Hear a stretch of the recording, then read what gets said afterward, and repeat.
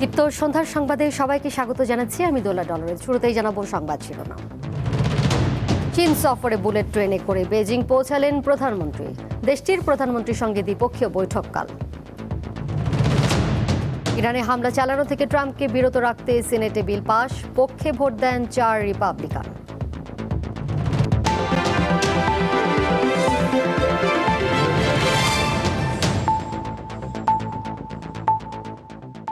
চীনের দালিয়ান থেকে বেজিং পৌঁছেছেন প্রধানমন্ত্রী তারেক রহমান। সঙ্গে রয়েছেন তার সহধর্মিণী জুবাইদা রহমান। তারা দালিয়ান উত্তর রেলওয়ে স্টেশন থেকে স্থানীয় সময় বুধবার দুপুর 1:56 বুলেট ট্রেনে করে বেজিংয়ের উদ্দেশ্যে রওনা হন। এর আগে স্থানীয় সময় সকাল 10টায় দালিয়ানের আন্তর্জাতিক সম্মেলন কেন্দ্রে অনুষ্ঠিত বিশ্ব অর্থনৈতিক ফোরাম WEF এর মূল অধিবেশনে যোগ দেন প্রধানমন্ত্রী। এতে আরও অংশ নেন চীনের প্রধানমন্ত্রী লি কিয়াং সহ অনেকে। সম্মেলনটিতে 90টিরও বেশি দেশ ও অঞ্চল থেকে রাজনীতিবিদ, ব্যবসায়ী, শিক্ষাবিদ এবং গণমাধ্যম অঙ্গনের 1700-রও বেশি প্রতিনিধি অংশগ্রহণ করেন। একই দিনে প্রধানমন্ত্রী তারেক রহমানের সঙ্গে সৌজন্য সাক্ষাৎ করেন কাজাখস্তানের প্রধানমন্ত্রী ওলজাস বেকতেনভ। বিশ্ব অর্থনৈতিক ফোরামের সম্মেলনের ফাঁকে সাক্ষাৎ অনুষ্ঠিত হয়। দুই দেশের প্রধানমন্ত্রী ঢাকা ও আস্তানায় স্থায়ী কূটনৈতিক মিশন স্থাপনের বিষয়ে একমত হন। সফরসূচি অনুযায়ী চীনের গ্রেট হলে বৃহস্পতিবার দেশটির প্রধানমন্ত্রী লি কিয়াংয়ের সঙ্গে দ্বিপক্ষীয় বৈঠক করতে পারেন তারেক রহমান। নওগাঁ সীমান্ত দিয়ে শিশুসহ অন্তত 9 জনকে জোর করে বাংলাদেশে ঠেলে দেওয়ার চেষ্টা করেছে বিএসএফ। এ সময় বর্ডার গার্ড বাংলাদেশ বিজিবি বাধা দিলে ওই 9 জন সীমান্তের শূন্য রেখায় অবস্থান নেন। ভোর 4টার দিকে সাপাহার সীমান্তে এই ঘটনা ঘটে। এই অবস্থায় সীমান্ত জুড়ে বিজিবির টহল জোরদার করা হয়েছে। এছাড়া দিনাজপুর সদর উপজেলার বনতারা গিলাবাড়ি সীমান্ত দিয়ে ভোরে ভারতীয় সীমান্তরক্ষী বাহিনী বিএসএফ 4 জনকে আটক করে বিজিবির কাছে হস্তান্তর করেছে। এদিকে কুড়িগ্রামের রৌমারী সীমান্তে শূন্যরেখায় অবস্থান নেওয়া 5 জনের মধ্যে 3 জন এখনও সীমান্তে অবস্থান করছেন।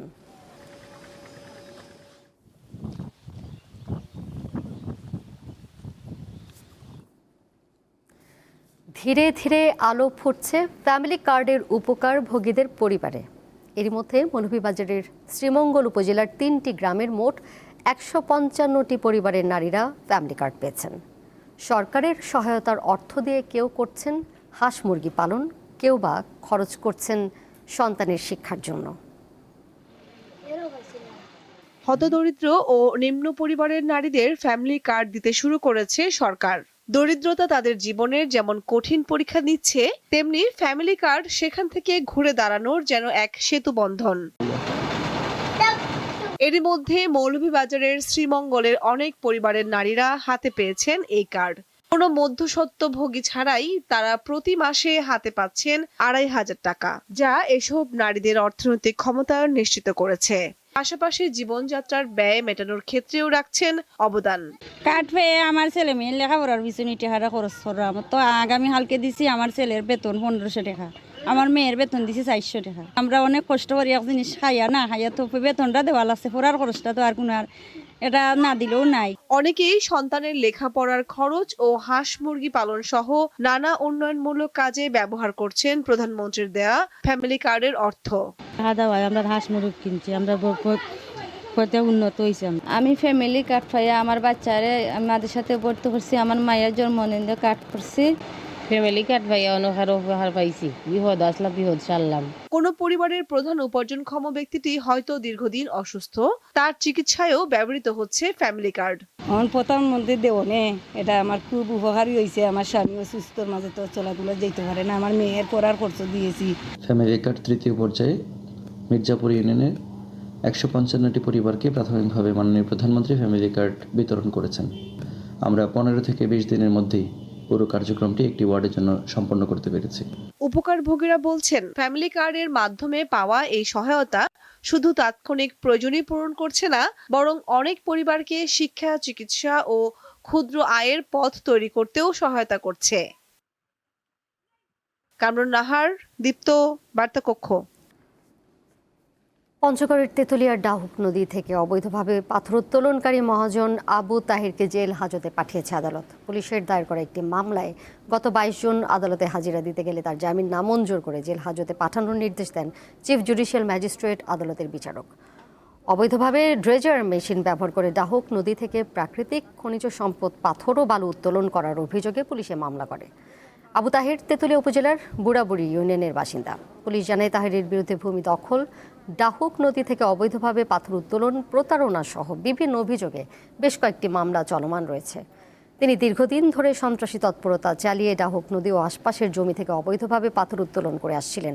এতে নদীর স্বাভাবিক প্রবাহ ব্যাহত হওয়ার পাশাপাশি হুমকির মুখে পড়েছে নদী পাড়ের ব্যবসা প্রতিষ্ঠান ও কৃষি জমি।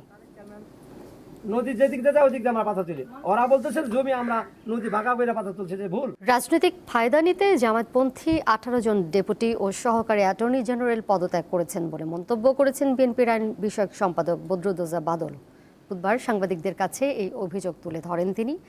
এতদিন ওই আইন কর্মকর্তারা সরকারের স্বার্থবিরোধী কাজ করেছেন কিনা তা খতিয়ে দেখতে অ্যাটর্নি জেনারেলের প্রতি আহ্বান জানান বিএনপির এই নেতা।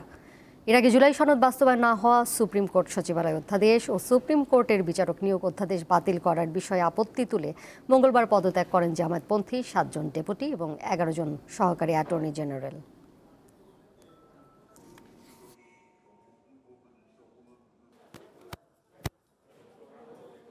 সরকারের কাছ থেকে বেতন ভাতা সুযোগ সুবিধা সব নিয়ে আর দিন শেষে 4 মাস কাজ করে দিন শেষে পদত্যাগ করে আবার সরকারের বিরুদ্ধেই অবস্থান নেবে, এতে মনে হচ্ছে যে তারা অ্যাটর্নি জেনারেলের অফিসে সরকারের স্বার্থ রক্ষার জন্য তারা কাজ করেছে বলে আমাদের কাছে মনে হয়নি। রাজনৈতিকভাবে প্রভাবিত হয়ে এই সমস্ত ভিত্তিহীন অভিযোগ তারা এনেছে, যেটা অনাকাঙ্ক্ষিত।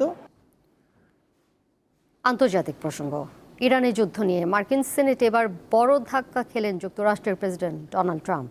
তেহরানে যুদ্ধ পরিচালনার ক্ষমতা সীমিত করতে মার্কিন সিনেটে একটি প্রস্তাব পাশ হয়েছে।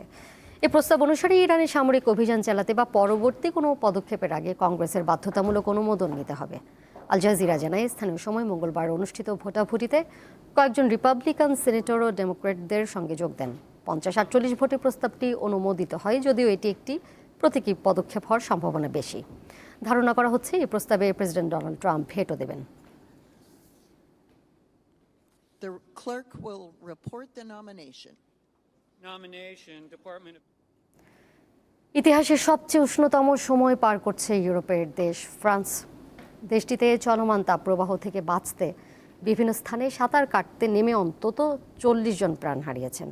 ফ্রান্সের আবহাওয়া বিভাগ জানিয়েছে, মঙ্গলবার দেশটির ইতিহাসে সবচেয়ে উষ্ণতম দিন রেকর্ড করা হয়। ফ্রান্সের দক্ষিণ পশ্চিমাঞ্চলের লে হারবিয়ার্স শহরে তাপমাত্রা প্রায় 44 ডিগ্রি সেলসিয়াসে পৌঁছায়। অসহনীয় এই পরিস্থিতি মোকাবেলায় দেশটির 54টি স্থানে রেড অ্যালার্ট জারি করা হয়েছে, যা পরবর্তীতে আরও বাড়তে পারে। এছাড়া যুক্তরাজ্য এবং স্পেনেও তাপমাত্রার পূর্বের সব রেকর্ড ছাড়িয়েছে। দেশগুলোর বিভিন্ন অঞ্চলে তাপমাত্রা 40 ডিগ্রি সেলসিয়াস ছাড়িয়েছে।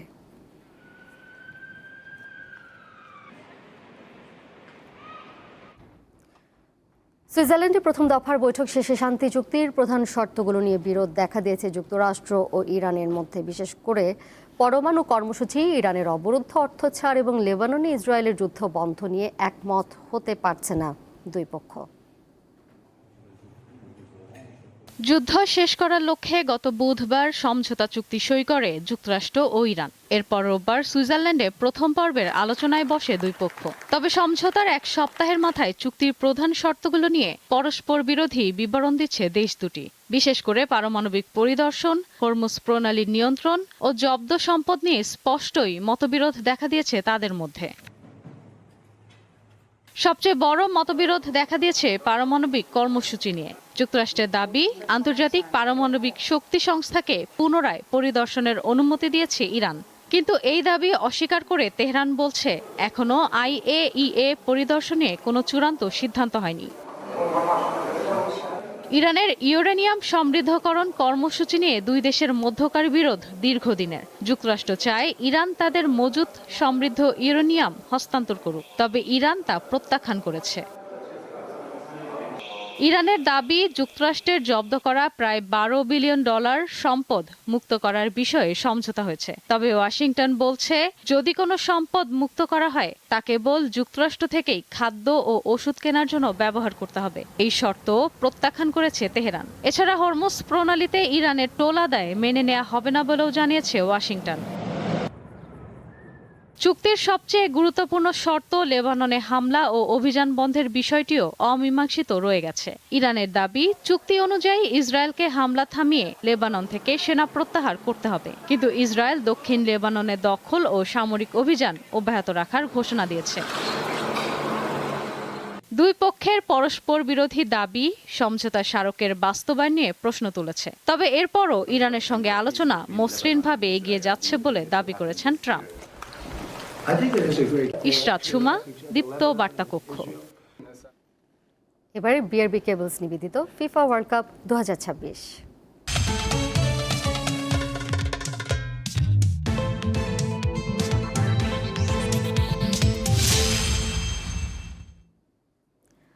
অবশেষে দীর্ঘ প্রতীক্ষার অবসান হতে যাচ্ছে। প্রায় 2 বছর 10 মাস পর ফের ব্রাজিলের 10 নম্বর জার্সি গায়ে বিশ্বকাপের মঞ্চে দেখা যাবে নেইমারকে। স্কটল্যান্ডের বিপক্ষে গ্রুপ পর্বের শেষ ও গুরুত্বপূর্ণ ম্যাচের আগে এমনটি সুখবর দিয়েছেন ব্রাজিলের প্রধান কোচ। বৃহস্পতিবার ভোর 4টায় স্কটিশদের মুখোমুখি হবে 5 বারের বিশ্ব চ্যাম্পিয়নরা। শেষ কবে জাতীয় দলের হয়ে ম্যাচ খেলেছেন নেইমার? ব্রাজিল ভক্ত থেকে শুরু করে বিশ্ব ফুটবলের ফলোয়ারদের প্রশ্ন করলে নিশ্চিত গুগলে সাহায্য নেবেন। উত্তরটা হলো 980 দিন পূর্বে। আরও স্পষ্ট করে বললে 2023 সালে 17 অক্টোবর উরুগুয়ের বিপক্ষে বিশ্বকাপ বাছাই পর্বের ম্যাচ। জোড়া গোল ব্যবধানে হারের ম্যাচে সবচেয়ে বড় ক্ষতি হয় সেলেসাও শিবিরে নেইমারের চোট। মাঝে ছিল ক্যারিয়ারের নানা উত্থান পতনের গল্প। অবশেষে আবারও ব্রাজিল জার্সিতে মাঠে ফিরতে পুরোপুরি প্রস্তুত নেইমার জুনিয়র। তার ফেরা নিয়ে মিয়ামি সেলেসাও ক্যাম্পে এখন উৎসবের আমেজ। অন্যদিকে হ্যামস্ট্রিং ইনজুরিতে রাফিনহাকে না পাওয়ায় চিন্তার কালো মেঘ কালো আঞ্চেলতির শিবিরে। এমন দ্বৈত অনুভূতি নিয়ে স্কটল্যান্ডের বিপক্ষে গ্রুপ পর্বের শেষ ম্যাচে মাঠে নামতে প্রস্তুত সেলেসাওরা।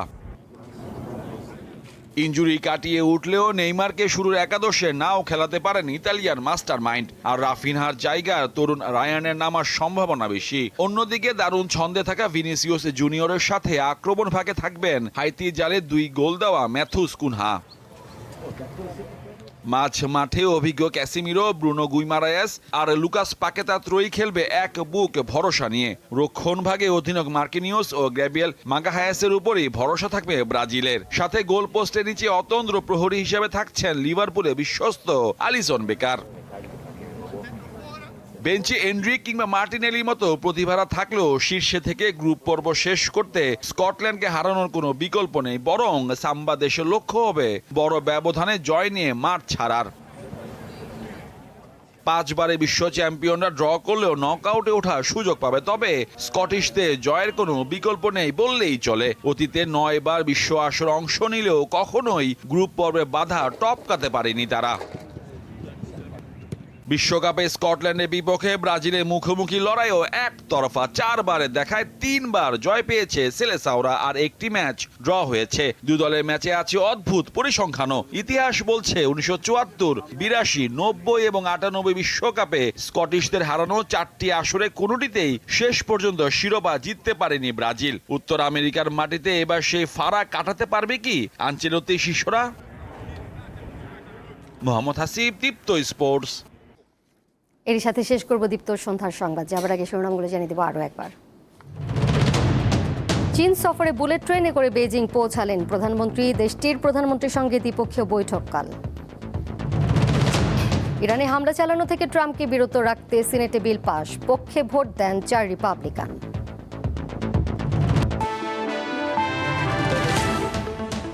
এই ছিল এখনকার মতো। পরের সংবাদ দেখবেন রাত 11টায়। এছাড়াও আরও তথ্য এবং বিনোদনের নানা খবরাখবর জানতে যুক্ত থাকুন দীপ্ত ডিজিটাল প্ল্যাটফর্মে। সবাইকে ধন্যবাদ এতক্ষণ সাথে থাকার জন্য।